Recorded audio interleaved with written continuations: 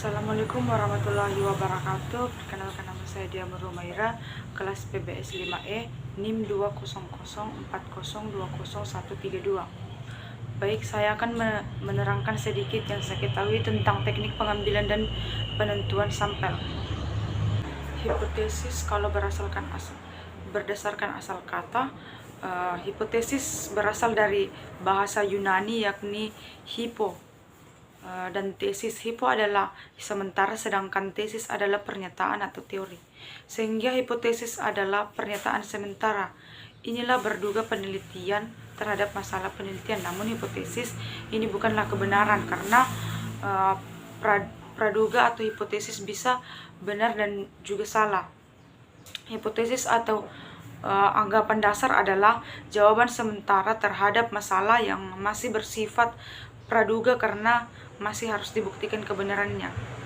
Pengertian populasi itu juga adalah jumlah keseluruhan dan satu satuan atau individu yang karakteristiknya hendak diteliti, dan satuan-satuan tersebut dinamakan unit analisis dan dapat berupa orang-orang, institusi, benda-benda dan sebagai tersebut. Pengertian populasi juga mempunyai menurut ahli, yaitu satu, menurut Bugin tahun 2000, populasi adalah keseluruhan atau universum dari objek penelitian berupa manusia, hewan, tumbuhan, udara, gejala, nilai, peristiwa, sikap hidup, dan sebagainya, sehingga objek ini dapat menjadi sumber data penelitian. Kedua, menurut para ahli Nur Salam tahun 2003, populasi adalah keseluruhan dari variabel yang menyangkut masalah yang diteliti. Sampel juga itu pengertiannya adalah bagian dari populasi yang memiliki sifat-sifat yang sama dari objek atau objek merupakan sumber data. Sampel diambil dalam penelitian sebagai pertimbangan efisiensi dan pengarah pada sentralisasi permasalahan dengan memfokuskan pada sebagian dari populasi. Prosedur penentuan sampel itu pertama, identifikasi populasi target, kedua, memilih kerangka sampel, ketiga, menentukan metode pemilihan sampel, keempat, merencanakan prosedur pemilihan unit sampel, kelima, menentukan ukuran sampel, keenam, menentukan unit sampel, yang terakhir atau ketujuh, pelaksanaan kerja lapangan. Contohnya itu yang dalam set kambing di peternakan, 100 kambing menjadi sampel.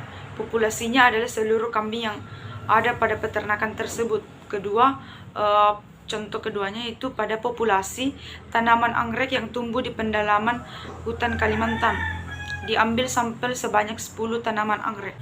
Menentukan ukuran sampel menurut Gay itu adalah ukuran minuman sampel yang dapat diterima berdasarkan pada desain penelitian yang digunakan, yaitu metode deskriptif minimal 10%, populasi untuk populasi yang relatif kecuali minimal 20%, metode deskriptif atau korelasional minimal 30 subjek, metode ex post facto minimal 15 subjek per kelompok, metode eksperimental minimal 15 subjek per kelompok. Random sampling digunakan pada keadaan hanya diketahui nama dan identitas populasi dan tidak ditemukan cara lain yang lebih efisien. Persyaratannya itu harus tersedia kerangka sampel terdiri dari nomor, urutan, nama, dan alamat. Populasi harus homogen atau homogen, tidak terlalu tersebar secara geografis. Metode sampling itu adalah probability sampling dan non-probability sampling. Probability sampling itu random.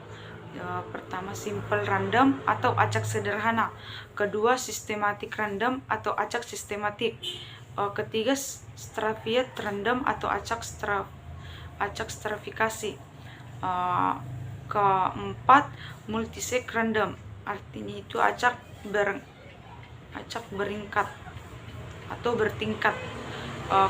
Terakhir, cluster random atau acak gugus.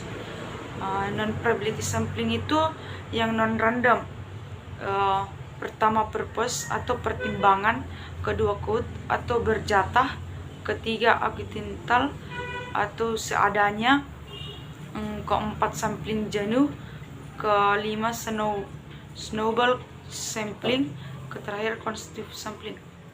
Baik, terima kasih, itu saja yang saya bisa sampaikan yang saya pahami. Assalamualaikum warahmatullahi wabarakatuh.